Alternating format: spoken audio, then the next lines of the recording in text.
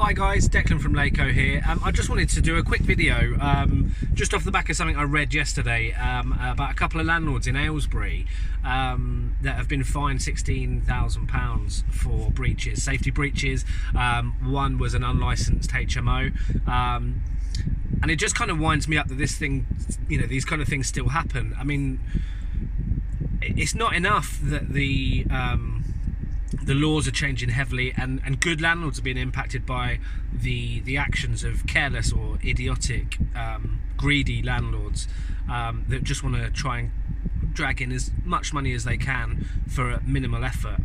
I think we're never going to see an end to privately rented properties, in the sense that landlords stick them up on Facebook or Craigslist or whatever. I think there's another one, Gumtree, I've seen. You're never going to see an end to that kind of thing happening. And as tenants, I think you kind of need to make sure you go into these things with your eyes open. You should be able to speak to any agent at any time, regardless of whether you rent a property through them, and be able to get sound advice. And if you can't, your local authority will absolutely give you good solid advice. You can go on gov.uk as well.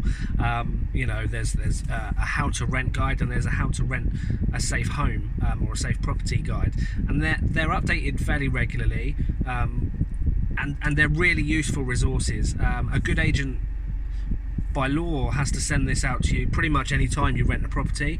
A good landlord should also do the same, but if you're not getting that from the landlord, take the time to find it for yourself as well, and make sure you know what you're getting into, because as is the case, and it's evident, these HMOs, you'll have multiple people living in this property without a clue as to just how bad and unsafe things are for them, because they're not being informed. And I think landlords need to take responsibility, particularly landlords that don't use an agent, because when you use an agent, the agent's going to take care of this for you. They're going to educate the landlord. They're going to make sure the landlord does everything that's required to ensure the property is safe and compliant, and that you as a landlord are protected. But for those landlords that don't want to use an agent for whatever reason, at least take the time to make sure you know what you're doing, and that you are providing a good quality and safe property for a tenant.